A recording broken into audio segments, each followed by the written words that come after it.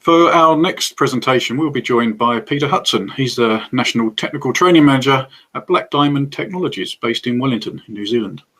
Black Diamond Technologies are the agent for Mitsubishi Electric in terms of their heat pumps as well, and so quite an appropriate topic to move into.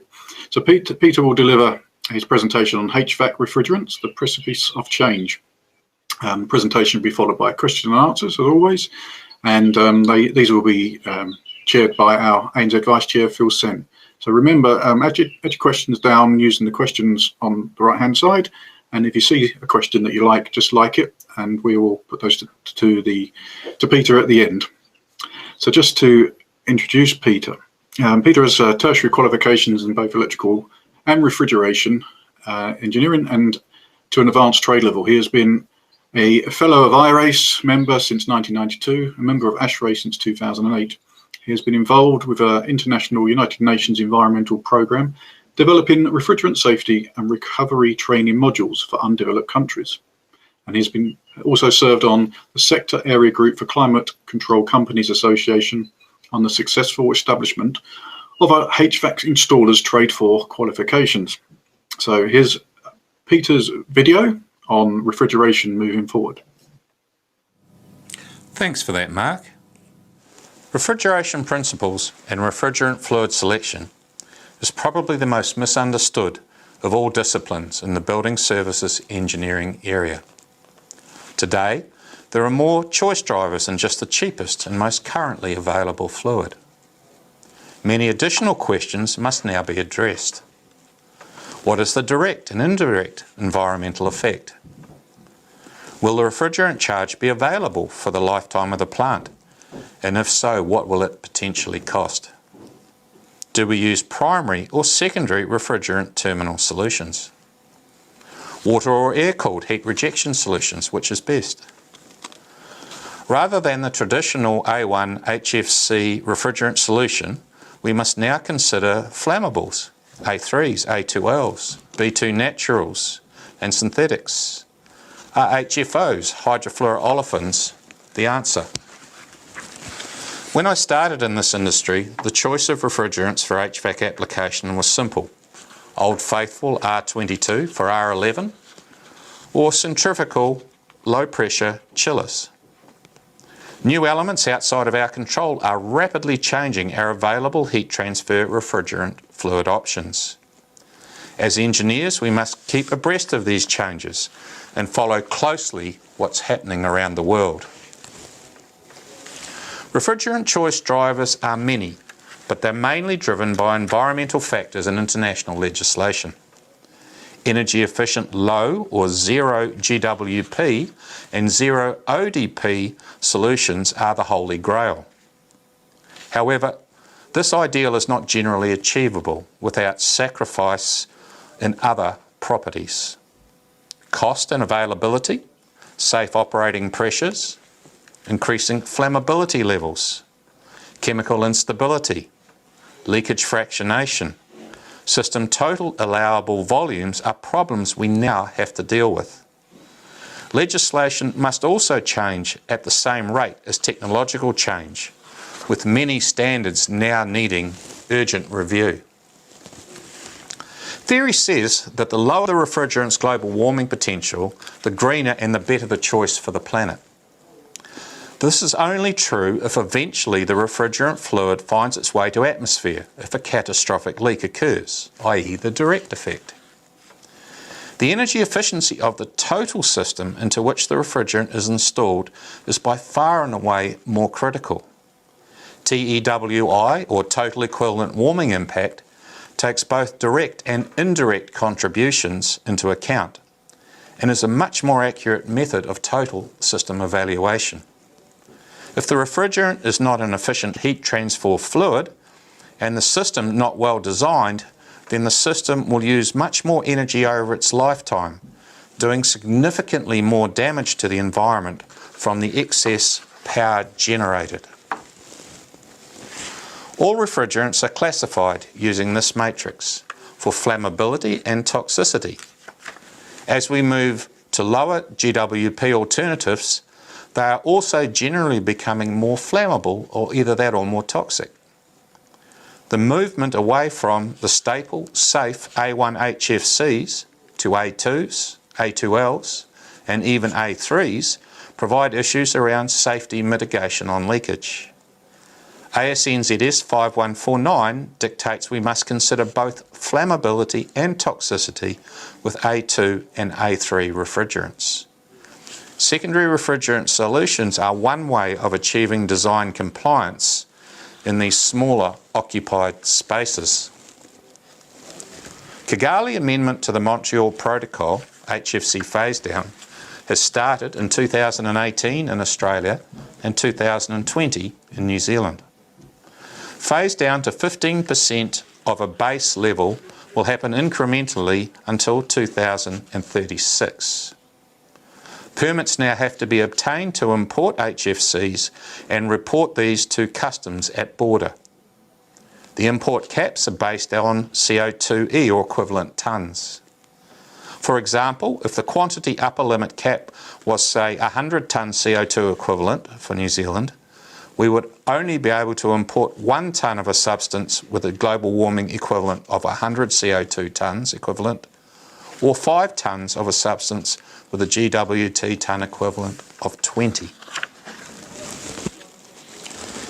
ETS is a blunt financial tool used by New Zealand government, and it's designed to force change and mitigate carbon equivalent emissions. In refrigerant fluids, it covers HFCs, PFCs, perfluorocarbons, and SF6, which is used in high voltage switchgear and transformers. Equivalent natural refrigerant design solutions are about 1.5 to 2.5 times the cost of fluorinated refrigerant solutions. By taxing HFCs and making them much more expensive, it is hoped that greener natural refrigerant solutions will be adopted. ETS tax levels are levied on GWP number of the refrigerant, calculated in equivalent tonnes of CO2, or in New Zealand called a New Zealand unit. The New Zealand unit is currently capped at 25 NZD and is flagged to rise to $50 NZD as of the 1st of the 1st 2021. ETS affects all New Zealand industry's carbon emissions, except farming and a few other special cases. Purchase and surrender of carbon units to government is done in the form of dollars or trees planted to mitigate the damage to the environment. Forestry can claim units as planting trees absorbs CO2 and has environmental benefits that, of course, can offset carbon emissions. Millions of trees are being planted on perfectly good arable land, as it is financially beneficial to do so. Australia rescinded equivalent CPM, or carbon price legislation, on the 17th of the 7th, 2014, following the election that year of the Abbott government. So what real effect is this phase down going to have in practical terms? Let's take New Zealand as a case in point, although this will have the same equivalent effect in Australia. If New Zealand's current HFC leakage rate remains constant, as it is at the moment, around 500 tonnes, give or take a bit, and we manage to limit our refrigerant average GWP to 1500, New Zealand's leakage consumption rate will exceed the allowed import rate by year 2026-27. Just think about that for a minute. This means if refrigerant is not available following a catastrophic leak event, plant may well require replacement, before the end of its useful life, and the security of service supply will be compromised. Legislation will also need to keep pace with technological change. ASNZS 5149 is not fit for purpose and needs review. A2L refrigerant and A3 level occupancy levels need urgent review. ISO 5149 is not due for review until 2021. Adequate training and certification for safe refrigerant handling is also not in place. And there is a lack of skilled trade base for natural refrigerant solutions, which both countries will have to address urgently. So what are the answers? HFOs, hydrofluoroolefins, fourth generation halogenated refrigerants. They have low GWPs and zero ODP, but majority of them are A2L class. R1234YF has zero ODP and a GWP of 4. Theoretically, it should be ideal. However, if released into the environment, HFOs break down completely to form TFAs, trifluoroacetic acid. TFA forms acid rain and accumulates in bodies of water and is anthropogenic in fresh water. So what is its tolerance for nature of TFA? We're not sure, exactly the way we weren't sure of freons. Another natural solution for fluid chillers is ammonia in low charge systems. Ammonia has been the continuous backbone of industrial refrigeration. Traditional large volume flooded ammonia systems are a risk to life if catastrophic leak occurs. Advanced direct expansion, small charge ammonia systems with welded plate heat exchangers are being applied in the USA for fluid cooling in the HVAC area. Cascade systems over CO2 have been used in commercial package refrigeration plant for a number of years safely. R717 will not be the ultimate answer for HVAC. The high skill level for maintenance staff and the high risk analysis due to leakage will rule this safe natural refrigerant out. CO2 or R744 is ideal for high temperature potable hot water heat pump applications. CO2 requires an extremely high level of technical ability for the service staff. It has extremely high side pressures in transcritical systems of 90 bar and above. These will mainly be packaged critical charge manufacturer service systems. High temperature hot water generated up to 90 degrees C can be generated ideal for energy efficient, non-fossil fuel burning potable water generation for the likes of hotels, sports facilities, hospitals, older person facilities and restaurants. So CO2 will have its place. R290 propane. Is this the ultimate solution for cost-effective RAC under 10 kilowatts? India, China and parts of Europe have already adopted this A3 technology. It's cheap, it's highly efficient in high ambient cooling as well as heating COPs. Legislation must, however, change to make it viable, as the current charge limit is only 150 grams in a single circuit, and this needs to be at least a minimum of 500 grams. R290's low charge, high efficiency has to be balanced against the flammability and safety risk of substandard installations, the likes of which we see many today. That being said, R32 is the current solution in short term for RAC market. However, it is an A2L. R454B, R466A, which are blends of R32 and R1234YF, and a refrigerant called CF31 are being proposed. CF31 has a very small ODP, and the regulatory change will have to be sought before this refrigerant can be used in the blends. HDR 147 is another touted as the answer, which has a GWP of 399 and it has an 11 degrees C higher discharge temperature than R410A, but it also includes CF31. Most of these will be intermediary solutions and they're all A2L rated.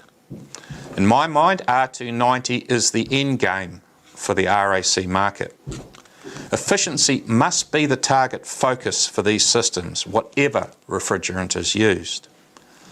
RAC uptake globally is increasing exponentially every year as the world climate heats up.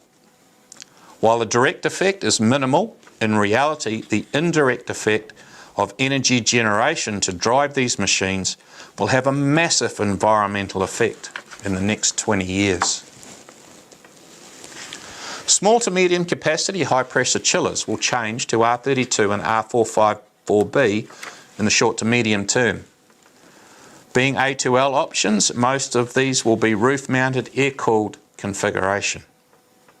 4 and 6 pipe solutions can provide chilled, processed heating, as well as potable water at very high overall system COPs. Multiple compressor, inverter-driven chillers give much better system turndown and much better IPLV values.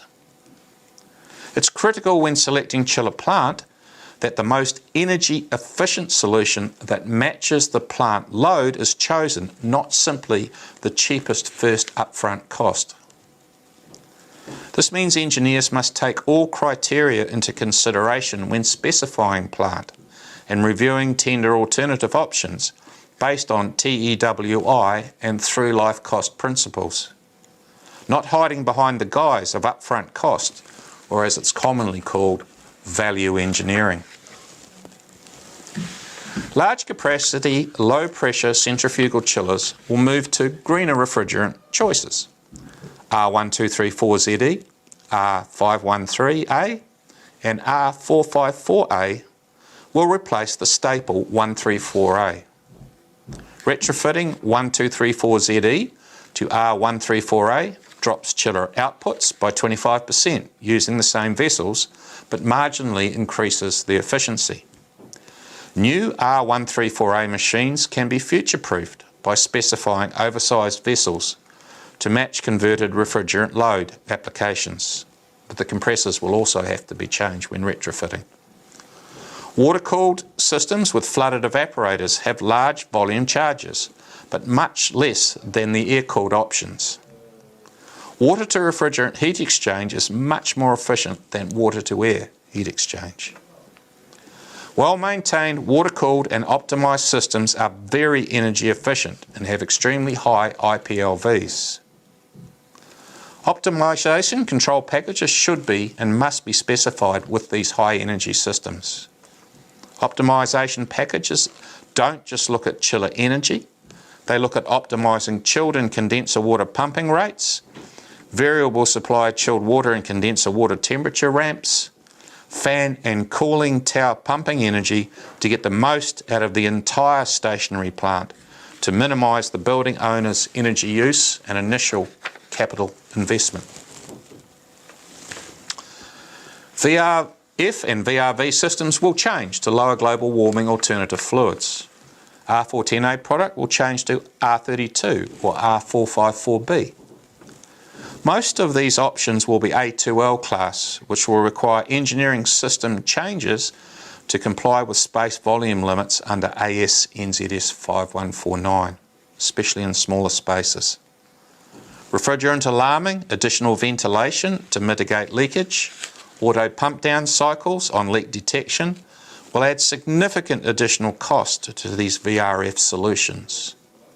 Direct expansion systems will adapt, but secondary refrigerant systems or hydronic systems with water at terminal will take over the space ultimately in time. Hybrid secondary refrigerant solutions are quickly taking the VRF space, where multiple zoned, small condition spaces such as medical, office and hotel facilities are specified. Hybrid combines R32 VRF to BC or branch box with water from the branch box to the secondary refrigerant terminal. Hybrid water to terminal solutions have many positives, the main one being no refrigerant in the controlled space, meaning no AS/NZS 5149 volume compliance issues. Smaller charges, less leak sites, milder air-off fan coil conditions, higher sensible heat ratings, VRF proprietary controls, have a hybrid secondary refrigerant package as a very valid solution going forward. Refrigerant heat transfer fluids play a critical role in the global food chain and economy. They are essential for climate control, health, science, industry, primary food manufacture, production, distribution and storage. Plant design and selection decisions need to be through-life based, not the cheapest capital cost, as is now the case. The practical reality is that many current systems in the HVAC industry and general refrigeration industry may have to be replaced before the end of their optimal life due to the unavailability and cost of their refrigerant charge in the case of a catastrophic leak event. Climate change effect, direct, only considerations over overall system efficiency, indirect, TEWI, must be balanced.